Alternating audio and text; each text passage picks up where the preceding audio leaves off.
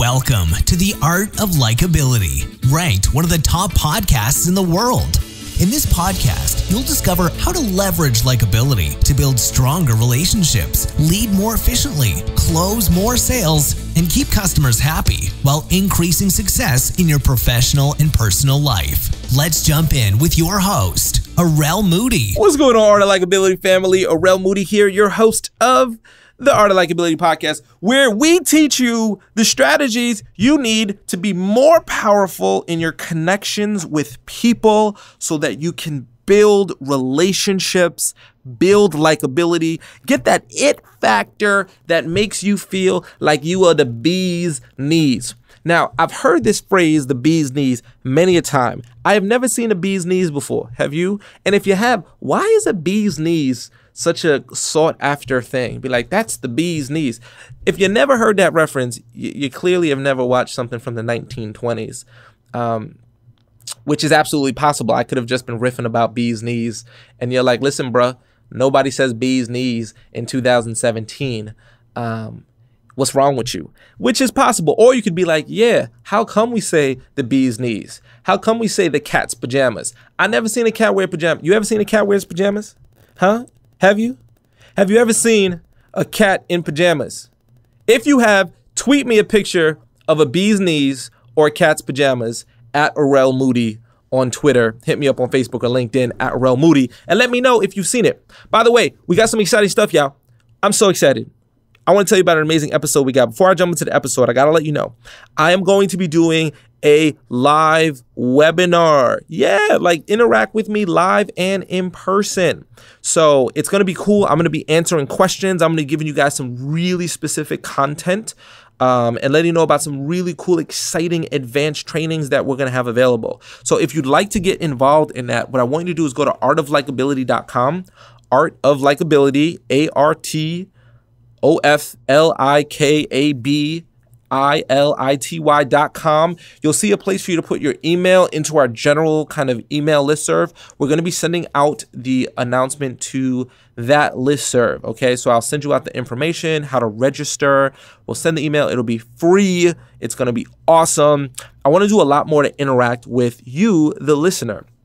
And, you know, we've been doing this podcast for over 3 years now, and I realized it'd be really cool to, you know, do some more stuff outside of the podcast, you know. So I thought a live free webinar would be cool. You can, you know, chat with me. I can chat with you. I can give you some really exclusive content, answer any specific questions you have, laser focused.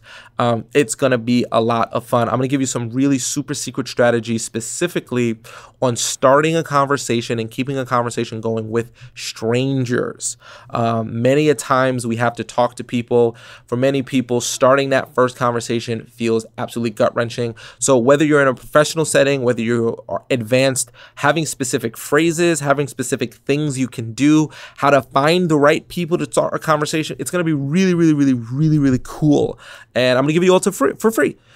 So go to artoflikeability.com, sign up for our email newsletter. You can see there's going to be a pop-up form and something right there on the homepage. If you're already signed up for it, you'll be getting an email, so look out for it. It's going to be a lot of fun. All right, so I want to jump into this particular episode. It's something I've noticed in communication, and you'll notice this with certain people. You may actually be doing it right now, and you don't realize how it actually affects your communication skills.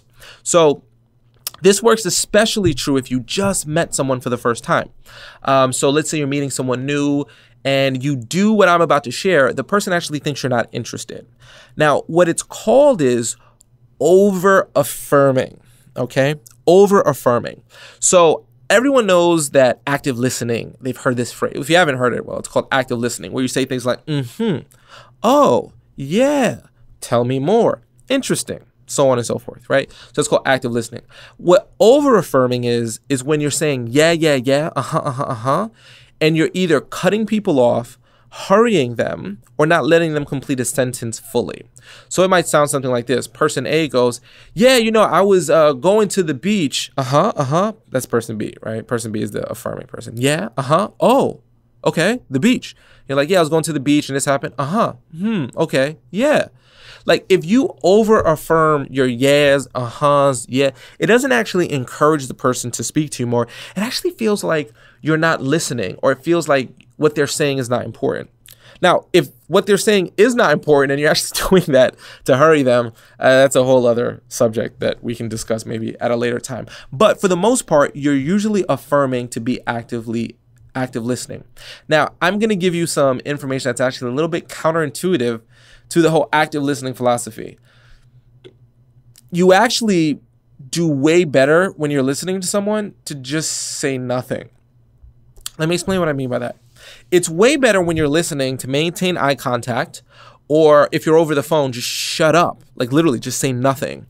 And when they say particularly interesting or particularly profound statements, then you go, huh, or or wow, or okay, or oh my gosh, tell me more. So the thing is, if you over affirm, if you're going, yeah, for like every little detail, it actually takes away from the fact that you're listening.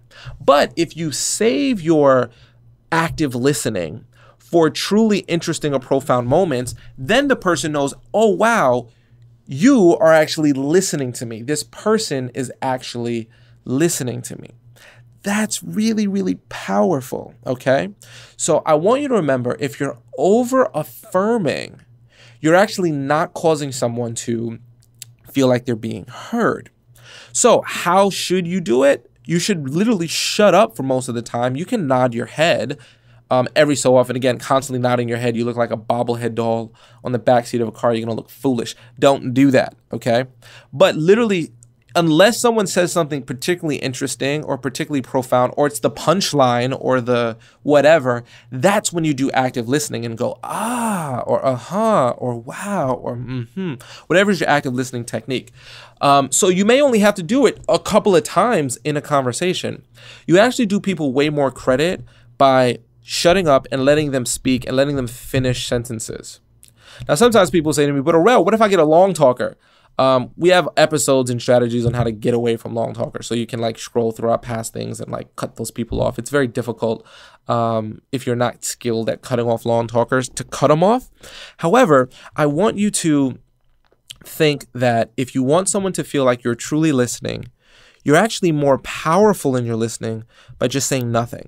Just being there, giving them eye contact, smiling, listening. And then if they say something particularly interesting, going, oh, got it. Wow. Tell me more about that.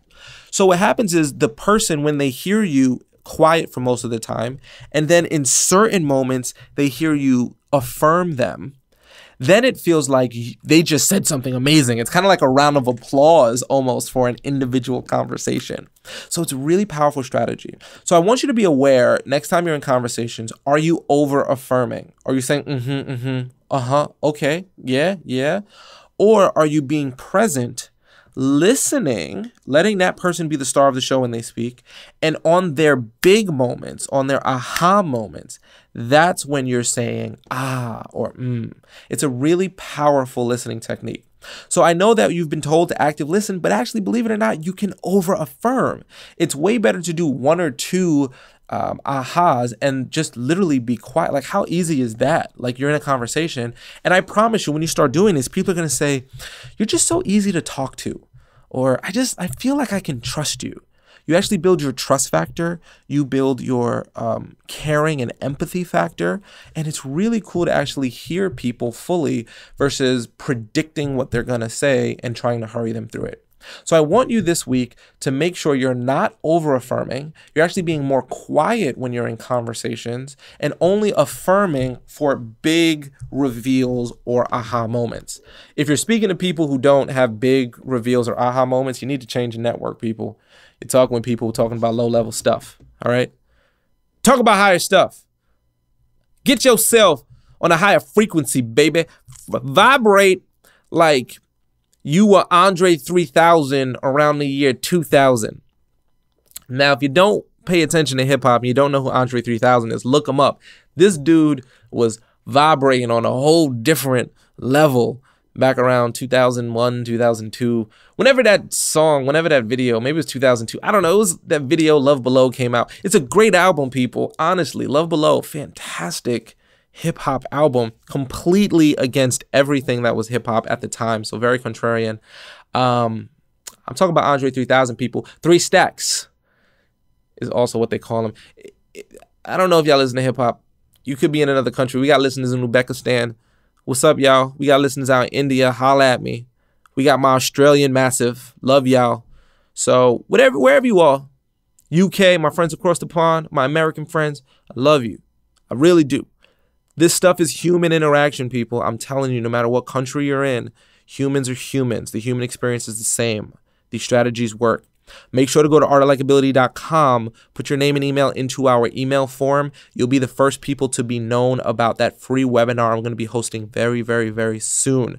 If you're listening to this podcast, months and years into the future, you're like, Arel, you referenced 2017. It's 2077 right now. I'm going to be very old, but I'm sure the website will still be up and you can access it and put in your name and email and get some cool stuff we're doing at that time. But seriously, we're going to be doing a lot more free stuff, a lot more cool things. We're going to have a lot more advanced trainings for you. I'm going to be interacting with you in person. I think it'd be cool. Do video. You can see me. It'll be chatting. It'll be awesome. So make sure to do that. Be there. Hit me up on social media at Arel Moody. If you find a picture of a bee's knees, let a brother see it.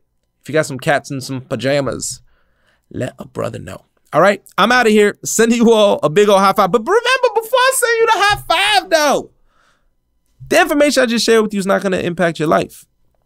The implementation of this information will absolutely transform your life, your relationships, and you'll become much more connected to people. And when you're much more connected to people, life is much richer, regardless of what's in your bank account. I promise you that. All right, I'm out of here, y'all. Sending you a big old high five. You are awesome. Don't over-affirm people. Not so cool. Psh. Thanks for listening. Make sure to subscribe to our podcast, The Art of Likeability, and reach out with any questions you have. Until next time, remember, my friend, you are awesome.